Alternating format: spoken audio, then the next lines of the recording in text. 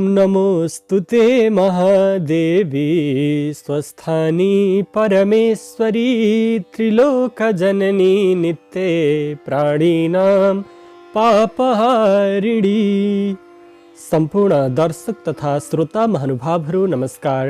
श्री स्वस्थानी व्रत कथाको जुन संस्कृत रूप रहेको छ अथवा संस्कृत भाषामा रहेको जुन स्वस्थानी व्रत कथा रहेको छ त्यसलाई प्रस्तुत गर्ने यस श्रृङ्खलामा हजुरहरूलाई हार्दिक स्वागत छ। दर्शक महानुभावहरू, यस भिडियो सामग्रीमा हामीले श्री स्वस्थानी व्रत कथाको नेपाली रूप जहाँबाट तयार भयो त्यो मन्त्र स्वरूपको संस्कृत कथालाई प्रस्तुत गर्न गइराखेका छौँ।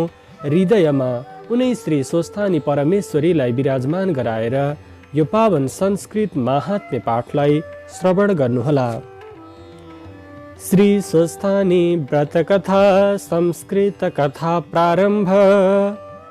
कैलास शिखरे रम्ये नाना धातु प्रशोभिते कल्पवृक्षोद्यान युक्ते कामधेनु विराजिते चिंतामणि संयुक्ते चाष्ट सिद्धि समन्विते सुखासीनं जगन्नाथं ज्ञानमुद्रायुतं शिवं ब्रह्मेन्द्र विष्णुभिर्वन्द्यं सौम्यरूपधरं पतिं प्रणम्य शिरसा पृच्छत् पार्वती परमेश्वरी।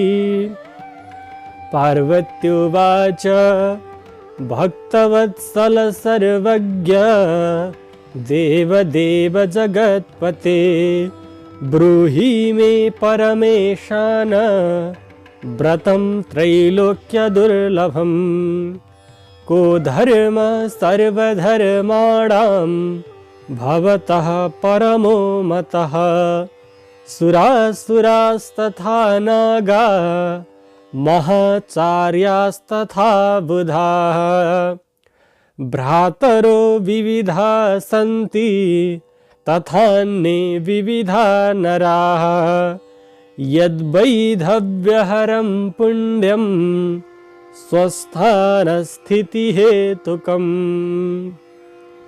महादेव उवाच साधु साधु महादेवी यत्त्वयाहं प्रबोधितः संक्षेपेण प्रवक्ष्यामि बह्वर्थं व्रतमुत्तमम्।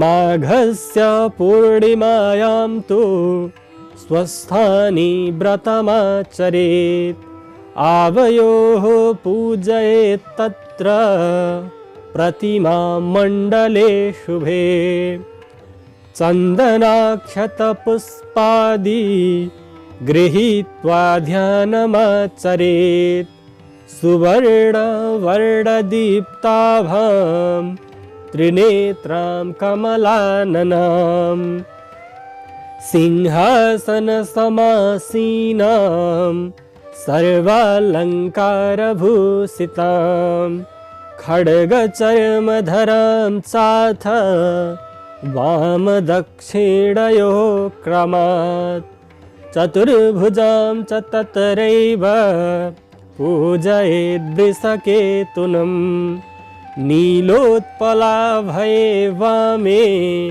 वरशूले च दक्षिणे एवं ध्यात्वा महादेवम् अर्घ्यं चाथ प्रदापयेत् अष्टोत्तरशतै पुष्पै फलधूपान्न चन्दनैः पूजयेद्वै महादेवौ जगतः परमेश्वरौ ततो गोधूमचूर्णेन सतिलेन गुडेन च गर्भं कृत्वा च पक्तव्यं सर्पिशाष्टोत्तरं शतं पूपकं परमेशाने तद्वै भक्त्या निवेदयेत् ततोष्टपूपं संगृह्य शुक्लवस्त्रेण वेष्टयेत् पीतसूत्रेण सम्बध्य पूजयेत् पतिबुद्धिना पत्ते दद्यात् भक्षणाय तद्वद् वा मित्रपुत्रयोः एतान्न लभते या च सा नद्यां वाहयेत् ध्रुवम् प्रदक्षिणीकृत्य ततो ह्यावां वै श्रद्धयान्विता ब्राह्मणान् भोजयित्वा च दक्षिणां च प्रदापयेत् स्वयं शतं च भोक्तव्यं रात्रौ जागरणं चरेत् ततो विसर्जनं कृत्वा जले तन्मण्डलं क्षिपेत् वर्षे वर्षे व्रतं कुर्यात् स्वस्थानी नामकं शुभम् एतद् व्रतफलं देवी संख्यातुं नैव शक्यते गोशतं च सहस्रं च परिस्कारविभूषितम् कन्यादानान्नदानान् वाजिवारणकोटिसः कन्यादानान्नदानानां वाजिवारणकोटिसः वस्त्ररत्नमहादानं तिलकाञ्चनमेव च राजसूयाश्वमेधाभ्यां यत्फलं समवाप्यते तत्सर्वं समवाप्नोति व्रतेनानेन सुन्दरे व्रतानां च शिरोरत्नं स्त्रीणां चैव विशेषतः त्रिवर्गं च समालभ्य प्राप्यते परमागतिः इत्येतत् कथितं देवी किमन्यत् श्रोतुमिच्छसि पार्वत्युवाच तत्कथां श्रोतुमिच्छामि सर्वचेतो रमां शुभां कथयस्व महादेव यदि योग्यास्ति मे प्रभो सदाशिव उवाच साधु कृतं त्वया देवी यत्कथाश्रवणे मनः तव प्रीत्यै प्रवक्ष्यामि सावधानास्त्रिडो प्रिये पुरासीद् ब्रह्मपुर्यां वै शिवशर्मा महातपाः षट्कर्म निरतो विप्रः सर्वशास्त्रार्थपारगः पूर्वजन्म विपाकेन न लभत् सन्ततिं द्विजः तस्य पत्नी सती नाम्नी नित्यं या पतिदेवता विषण्णायति दुःखेन पृच्छति ब्राह्मणी पतिम् आजन्म पापिनी काहं न जाने किं मया कृतं पुत्रः पुत्री न मे किञ्चिद् वृथा जन्म गता मम भार्या वचनमाकर्ण्य पतिः स्वास्थ्यं न प्रापः एतस्मिन्नन्तरे काले जायापत्यो किलाग्रतः तस्य पुण्यप्रभावेण तत्रैका गौ समागता गवातयोरग्रतस्थो गोमयं वै समुज्झितम् समुत्पन्ना ततो दृष्टा कन्यारूपवती शुभा सर्वलक्षणसम्पन्ना पत्यत्वङ्गीकृता च सा धनधान्यादिसम्पूर्णां लक्ष्मीवत् प्राप्यतां द्विजः। चकार शङ्खवाद्यादि मृदङ्गाह्लादमुत्सवं ददौ नाम यथा न्यायं गोमया भट्टिनीति सः। अनेक पुण्यकर्माणि ददाति सचकारः प्रत्यहं वर्धते कन्या शुक्लपक्षे शशि यथा। तत्पुण्यधर्षिता सर्वे त्रस्ता सक्रादयः सुराः कैलासं तु समागम्य मां सर्वं ज्ञाप्य तत्त्वतः। अभयं च मया दत्तं गच्छ शक्र यथा सुखं।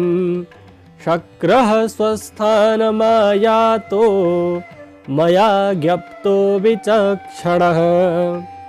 तत्कालेऽहं महादेवी बभ्राम भूमिमण्डले कपाली वेशो भिक्षार्थं तद्विप्रद्वारमागतः।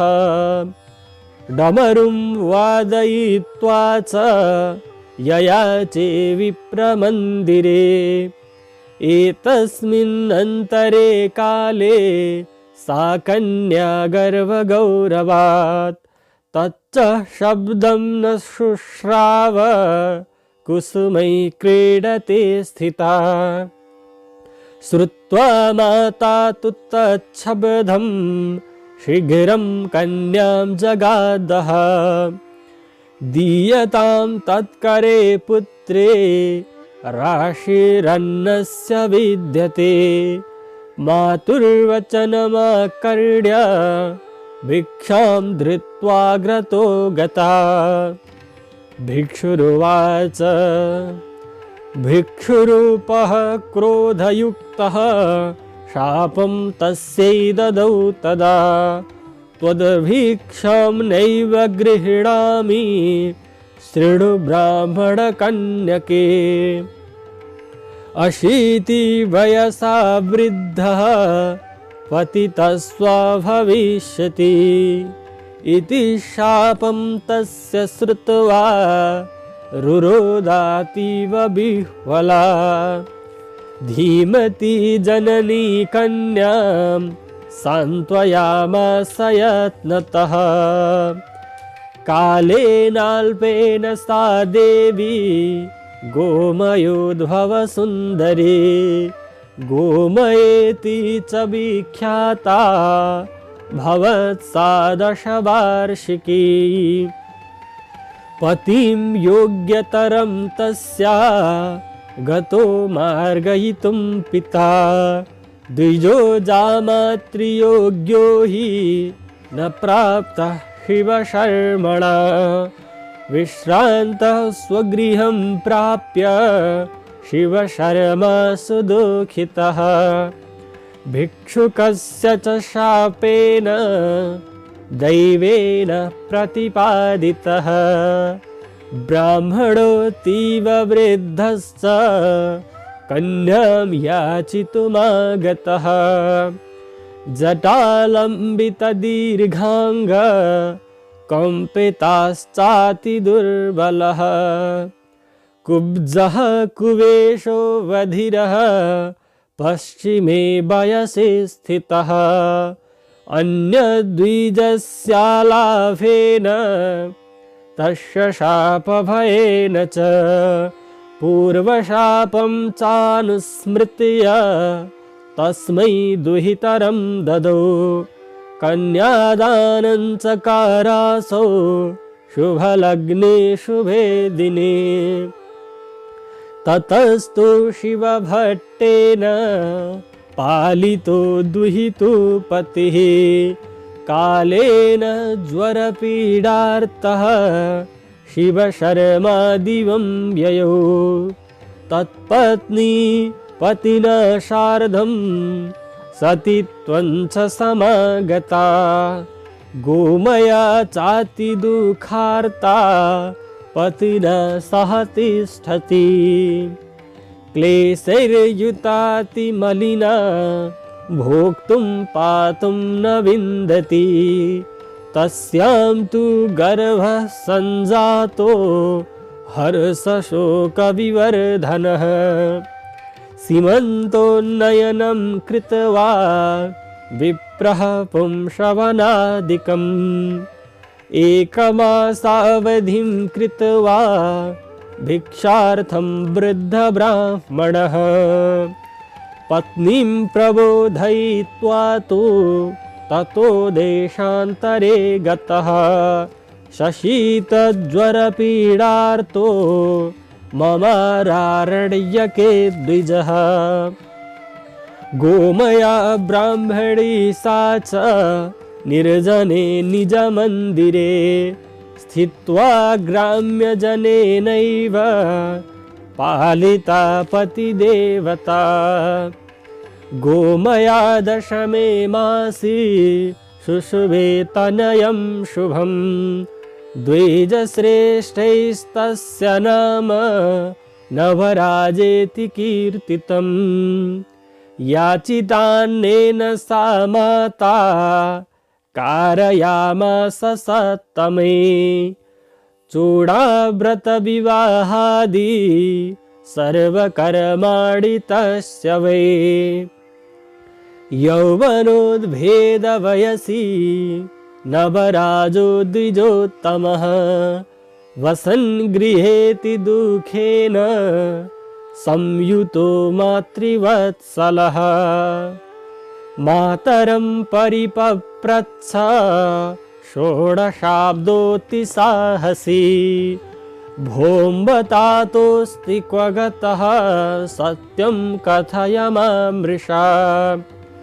इति पुत्रवचः श्रुत्वा सा माता रुदती सती।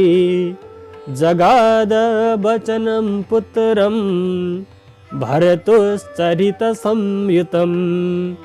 त्वयि गर्भस्थिते पुत्र तातस्ते भीक्षितुं गतः। क्व तिष्ठति न जानामि जीवितो वा मृतोऽथवा। इति मातृवचः श्रुत्वा नवराजोऽतिधार्मिकः।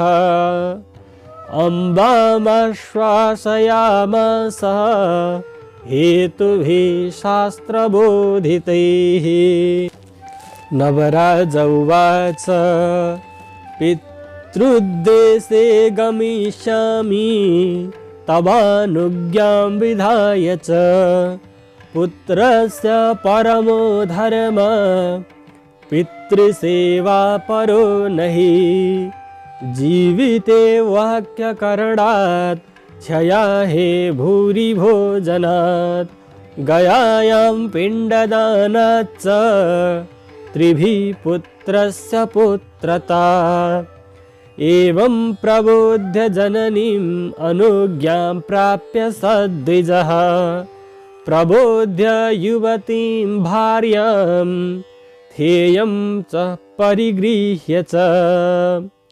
यात्रां च विधिना कृत्वा ततो देशान्तरे गतः। यात्रां च विधिना कृत्वा ततो देशान्तरे गतः। ग्रामाद् ग्रामान्तरं गच्छन् तातमन्वेषयन् द्विजः। शुश्राव स ग्राम्यमुखान् निश्चितं पितरं मृतं।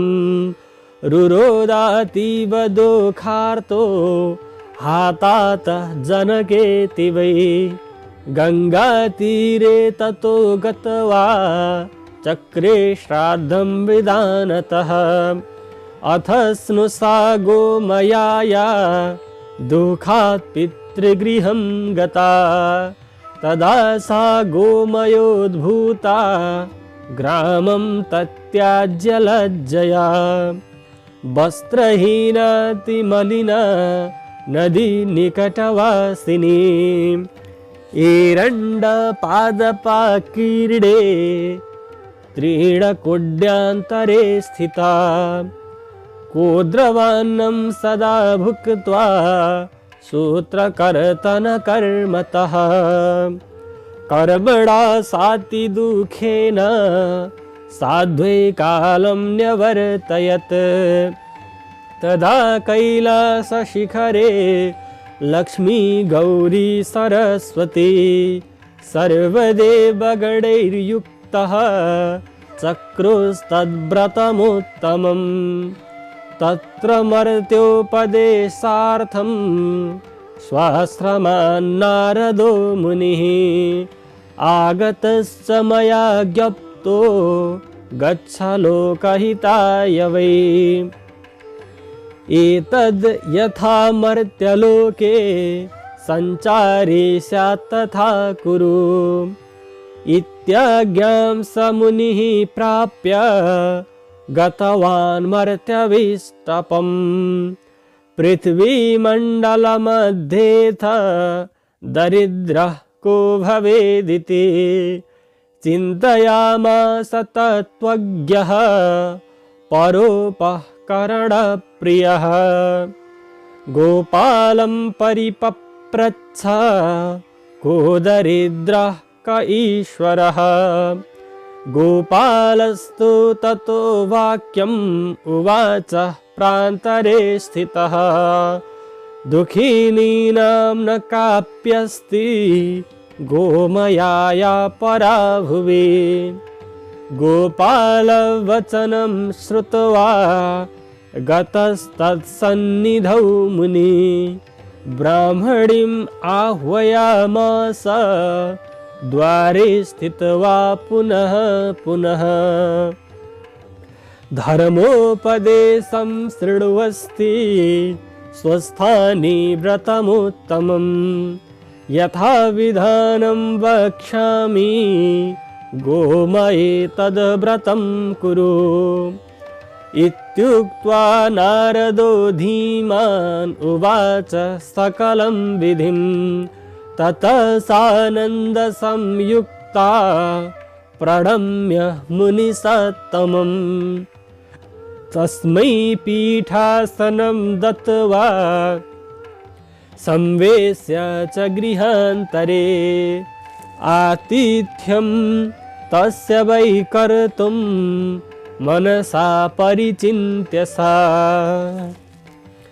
गृहे च नास्ति मे किञ्चित् किं करोमीति दुःखिताः कर्तितं सूत्रमादाय ताम्बूलाय जगामः ताम्बूलं पूगसहितं गृहीत्वा गृहमागता तावदेव गृहे तस्य निधिं दत्त्वा गतो मुनिः ब्राह्मणी गृहमायाता न ददर्श मुनीश्वरम् गृहसम्मार्जनं चक्रे विषादेन युता सती भद्रपीठं समुत्थाप्य तत्र दृष्टो निधिस्ततः व्रतोपदेशमात्रं वै नायं दातुं मुनीश्वरः धर्मव्याजैर्निधिमपि मह्यं दातुं समागतः इति आनन्देन मनसा जग्राह निधिमुत्तमम् ततः सा तद्व्रतं चक्रे मुनिना विहितं यथा पूपाष्टकं तु संस्थाप्य पुत्रागमनकाङ्क्षया स्वयं शतं सा बुभुजे सीताक्षीरघृतैर्युतं तद्व्रतस्य प्रभावेण रात्रौ तत्पुत्रागतः आशीर्भिरर्चयामास सूनुनासौ नमस्कृता पूपाष्टकं च पुत्राय ददौ सा गोमयोद्भवा दत्तं पूपं सबुभुजे सिताक्षीरघृतैर्युतं परस्परकथां कृत्वा उभाभ्यां गमिता निशा प्रातस्ततः सा जननी नवराजमुवाचः गङ्गातीरे हि गत्वा त्वं स्नानं कुरु च पुत्रक ततो विश्वेश्वरं देवं ध्यानेन परिचिन्तय इति मातृवचः श्रुत्वा कृतगङ्गाप्लवो द्विजः कृत्वा वैश्वेश्वरीं पूजां महास्तोत्रमुवाचः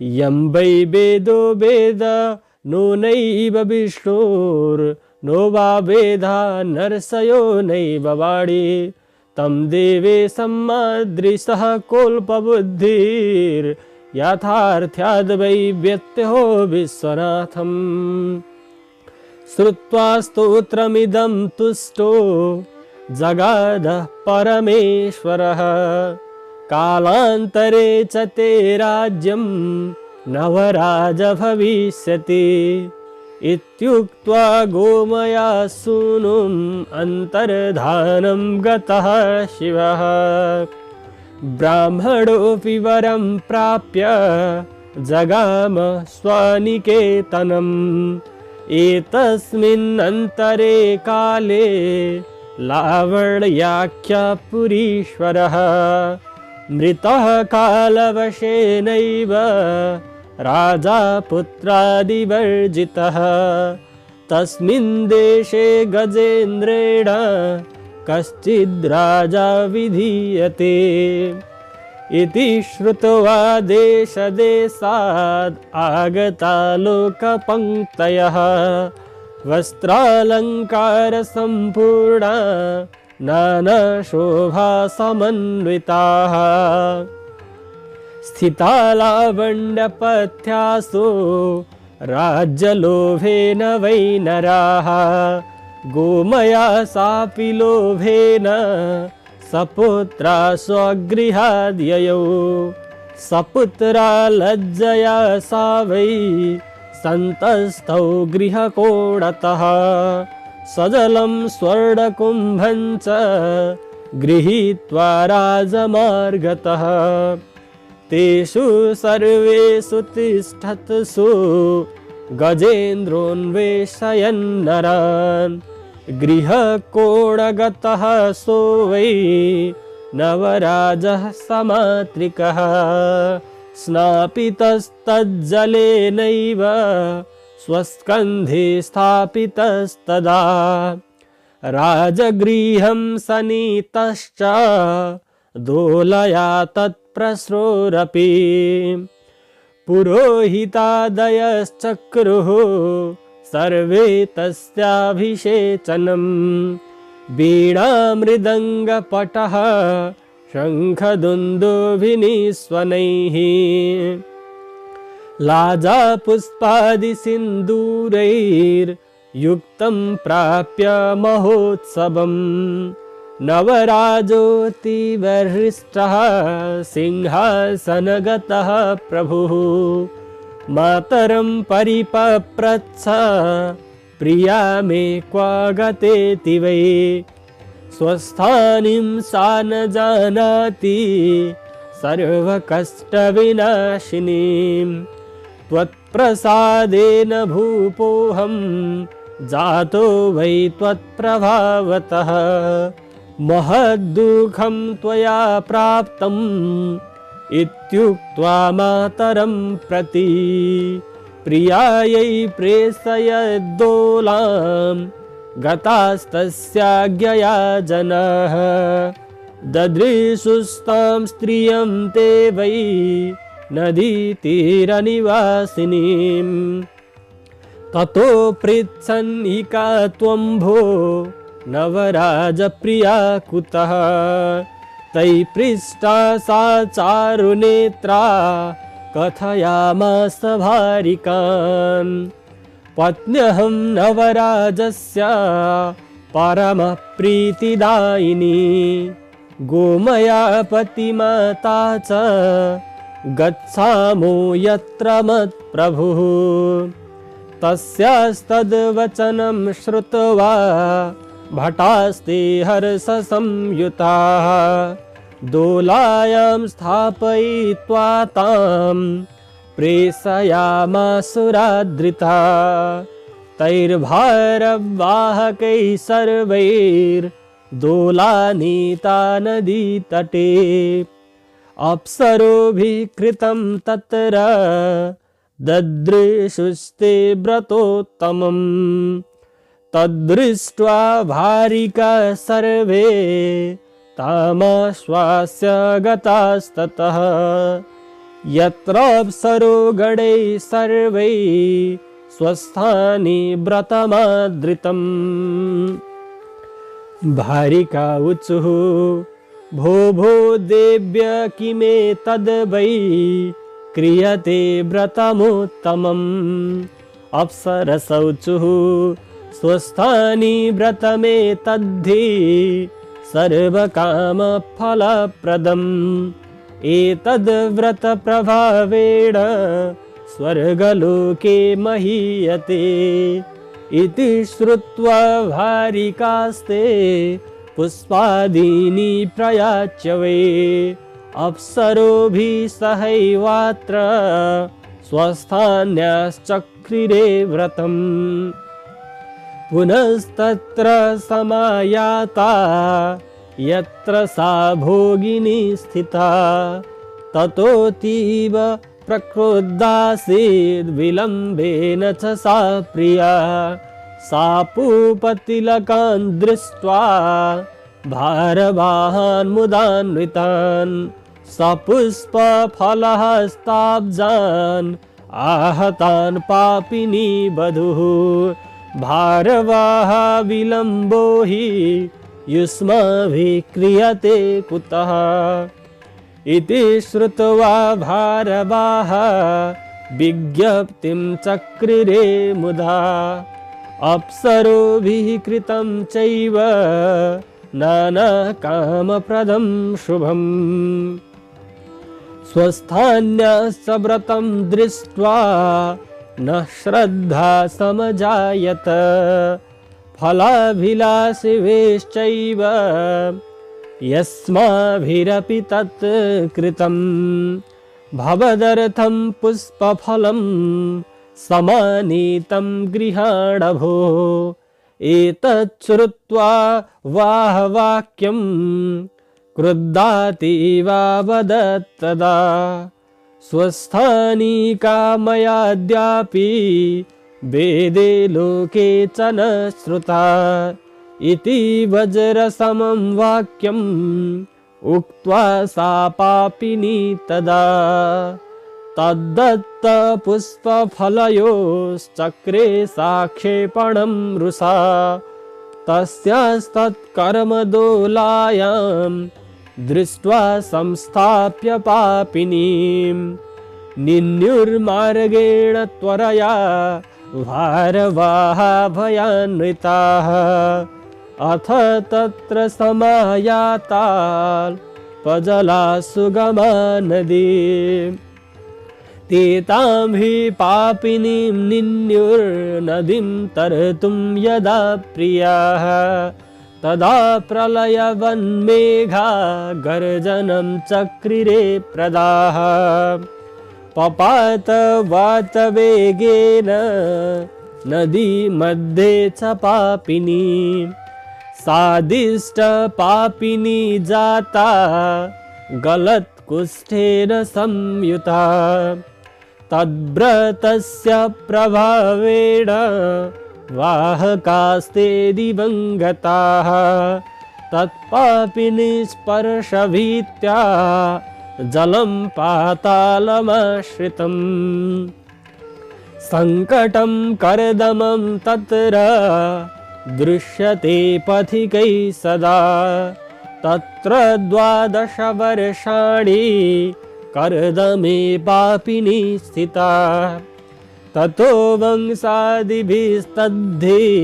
शोधितं कर्दमं जनैः तदा वंशाग्रसंलग्ना प्रोत्प्लुत्य पापिनी गता कुशस्थाने च पतिता संकटे दैवयो गतः सर्वदा सा ज्वलद्वह्नि ज्वालया परिपीडिता ततः स नवराजो हि मातरं प्रतिचोक्तवान् राजलक्ष्मी च सम्प्राप्ते यन्ते मातः प्रसादतः सर्वदानं करिष्येतो ब्राह्मणेभ्यश्च श्रद्धया इत्युक्त्वा देशदेशाच्च ब्राह्मणा सन्निमन्त्रिताः कपिलः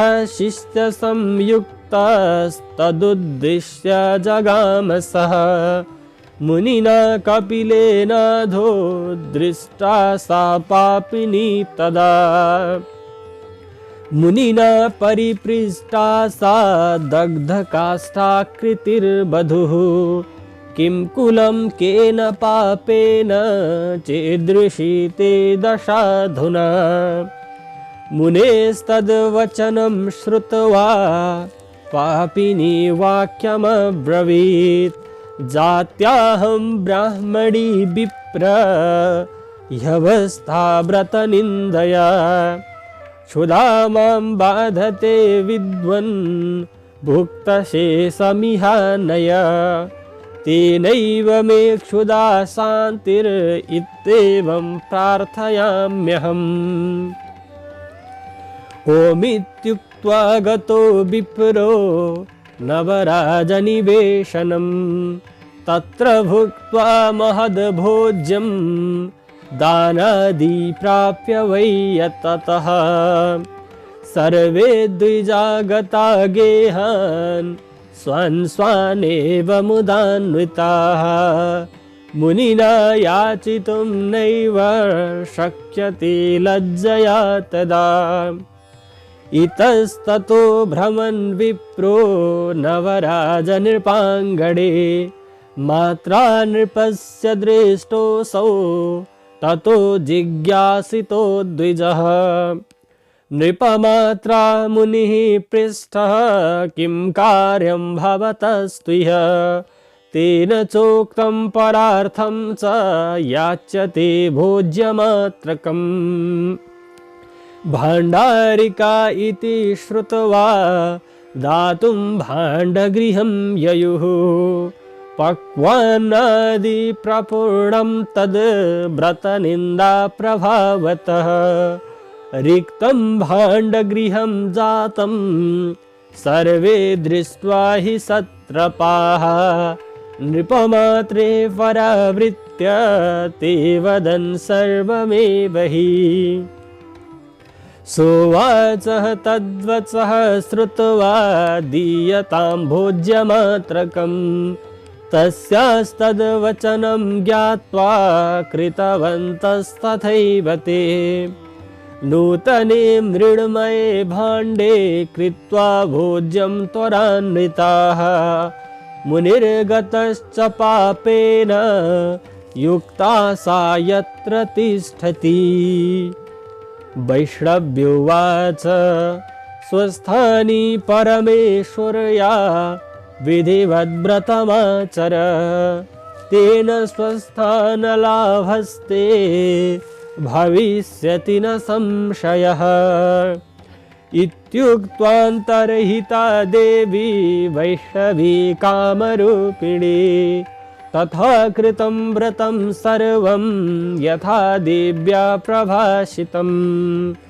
दध्यपूपे तथा देव्या ह्यप्राप्ते व्रतकर्मणि शर्करायास्ततो पूपं नदीपङ्कस्य वै दधि कृत्वा समर्पितं बध्वा तद्वयं सत्यतां गतम् अष्टापूपं ससूत्रादि नमस्कृत्य पुनः पुनः नद्यां क्षिप्तं तथा शीघ्रं तत्स्पर्शं प्राप्य नागिनी अष्टोत्तरशतं वर्षं पुरुषेण विवर्जिता नागेन मिलिता या तद्यपोपस्पर्शनादिभिः सर्वपापैर्विनिर्मुक्ता बभूवातीव सुन्दरी आशिषं च ददौ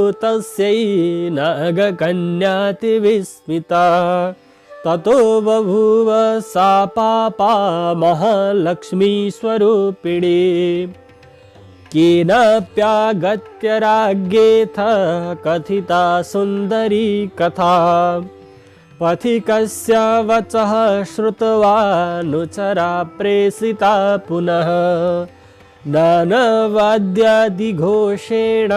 वेदघोषेण वै ततः स्वीये गृहे समायाता नवराजस्य भोगिनी गोमयाया पदद्वन्द्वं सुन्दरी प्रणनाम सा मात्रा पत्न्या च संयुक्तो नवराजो नराधिपः प्राप्तं निष्कण्टकं राज्यं बुभुजे सर्वसम्मतं स्वस्थानी परमेश्वर्या कथां श्रुत्वा च श्रद्धया अपुत्रा पुत्रमाप्नोति पत्युः प्रीतिं च विन्दति कथा श्रवणमात्रेण हयमेधफलं लभेत् कथा श्रवणमात्रेण हयमेधफलं लभेत् इति श्री स्वस्थानी व्रतमाहात्म्यं सम्पूर्णम्। हवस् त दर्शक महानुभावहरू, आजको यस श्रृङ्खलामा हामीले श्री स्वस्थानी व्रत कथाको जुन मूल संस्कृत पाठ रहेको छ, मूल संस्कृत स्वरूप रहेको छ, त्यो कथालाई श्रवण गरेका छौँ। दर्शक महानुभावहरू, श्री स्वस्थानी परमेश्वरीका व्रतका अवधिमा दैनिक रूपमा यो कथाको श्रवण गर्नाले सम्पूर्ण मनोकामनाहरू पूर्ण हुने व्रत शास्त्रीय महिमा रहेको छ। दर्शक महानुभावहरू, हजुरहरू सम्पूर्णमा श्री स्वस्थानी परमेश्वरीको परम कृपा सदा सर्वदा रहिरहोस् भन्ने शुभ भावसहित अन्य श्रृङ्खलामा पुनः भेट हुने बाचा गर्दै आजका लागि बिदा दिनुहोस्। नमस्कार।